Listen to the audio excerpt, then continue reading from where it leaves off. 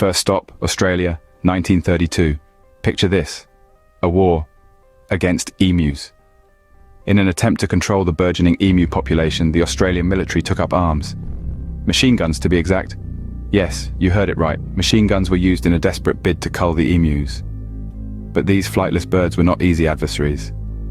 They were surprisingly resilient, employing what could only be described as guerrilla tactics.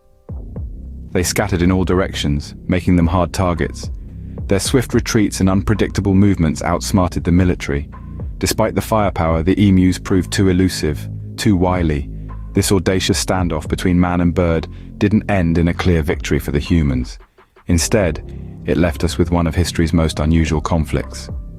The Great Emu War, a testament to the unexpected turns history can take when nature decides to square off against the might of the military.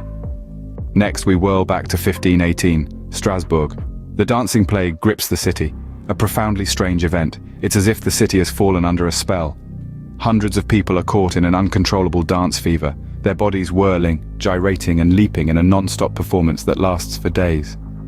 This isn't a joyful celebration, but a morbid marathon of movement. Some dancers collapse from exhaustion, others from sheer heart failure. Imagine the scene. The cobbled streets of Strasbourg filled with a writhing mass of bodies, the air echoing with their footfalls, their labored breaths, their cries of despair. Historians and scientists have offered numerous theories. Mass hysteria induced by high levels of stress, a reaction to ergot fungus poisoning, even a case of religious fervor. Yet, none can fully explain why or how this dancing epidemic happened. This bizarre event remains one of history's most perplexing mysteries.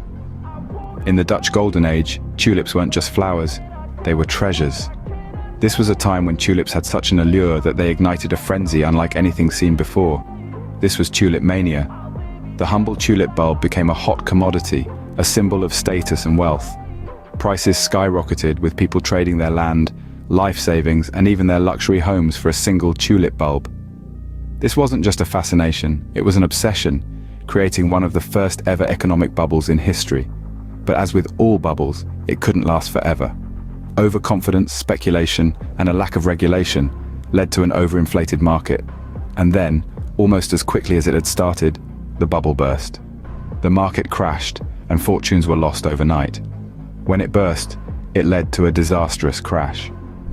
Tulip mania serves as a stark reminder of the dangerous allure of quick riches and the volatile nature of economic bubbles. Let's delve into a daring deception of World War II, Operation Mincemeat. As the world was embroiled in the throes of war, the British hatched a plan so audacious, it could have been straight out of a spy novel. They took a corpse, dressed it up as a high-ranking officer, and planted false documents on its person. Then they set it adrift off the coast of Spain, where they knew it would be discovered by German agents. The documents indicated an upcoming Allied invasion of Greece and Sardinia, while the real target was Sicily. The Germans took the bait. They diverted their forces, leaving Sicily vulnerable.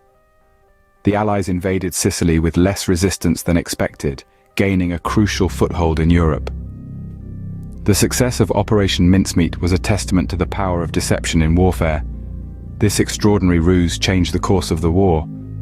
The defenestrations of Prague sound like something out of a wild fiction, don't they? However, this is not the case. In the heart of Europe, in the beautiful city of Prague, an unusual tradition unfolded over the centuries. Not once, not twice, but on multiple occasions, political figures found themselves propelled out of windows. This practice, known as defenestration, became a dramatic method of political descent. The first defenestration took place in 1419, marking the start of the Hussite War. The second, and perhaps most famous, occurred in 1618, when two imperial governors were flung from a window of the Prague castle, instigating the 30 Years' War. A third incident in 1948, albeit less dramatic, still carried the symbolic weight of the prior defenestrations. These incidents weren't just shocking, they were turning points, triggering wars and reshaping the political landscape. This sparked significant upheavals like the 30 Years' War. Benjamin Franklin, known for his wit and wisdom, also had a flair for fashion diplomacy. This founding father of the United States was not just a statesman, inventor, and writer. He also had a keen sense of style. Franklin understood the power of image and used it to his advantage. When he was dispatched to France as a diplomat during the American Revolution, he didn't just bring his sharp mind and persuasive speeches. He also brought a simple fur hat. You see, in France, powdered wigs were all the rage, but Franklin chose to wear a coonskin cap instead. This was an unusual sight in the French court, and it made him stand out. It was more than just a fashion statement, it was a symbol of his American identity. The French were charmed by this eccentric, rustic look, and it helped Franklin win their hearts, minds, and most importantly, their support. This secured crucial support for the American Revolution. Our final stop is in ancient Lydia, around 600 BCE. It was here that a seemingly simple innovation irrevocably altered the course of human civilization, the creation of the world's first coins. Before this, trade was a cumbersome process of bartering goods. But with the introduction of coins, a standardized medium of exchange was born, streamlining transactions and enabling the growth of commerce.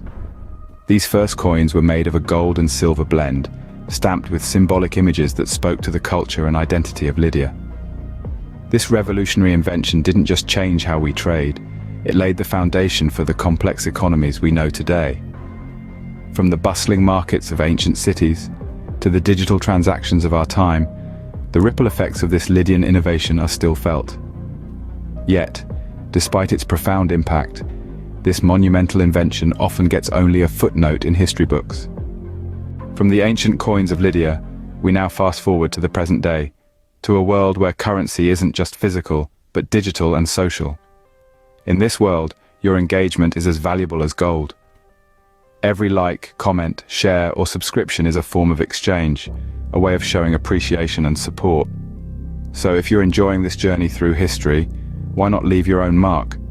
Press that like button, ring the bell for notifications, and join the conversation in the comments. Your engagement helps us create more content like this, just as those first Lydian coins helped trade flourish. So, have your say, share your thoughts, and become a part of our growing community. Remember, each click, each interaction contributes to the story we're telling. And who knows, maybe one day your engagement could be part of a future episode on the history of digital culture. So, did you enjoy this video?